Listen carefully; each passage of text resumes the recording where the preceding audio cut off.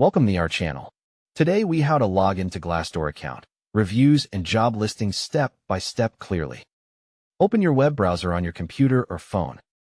Type Glassdoor, comment to the address bar and press enter. Wait for the Glassdoor homepage to fully load.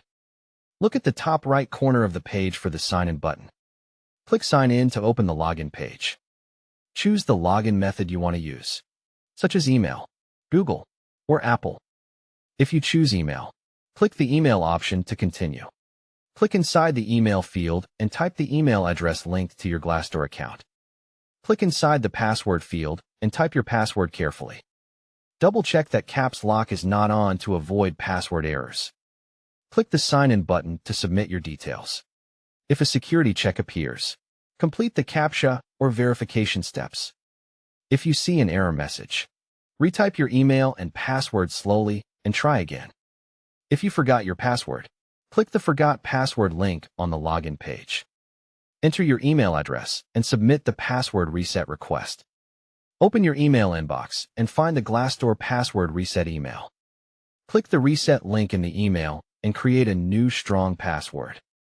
Return to the Glassdoor login page and sign in again with your new password. If you choose Google Login, click Continue with Google on the login page. Select the correct Google account from the list or add another account if needed. Approve the permission prompt to allow Glassdoor to sign you in.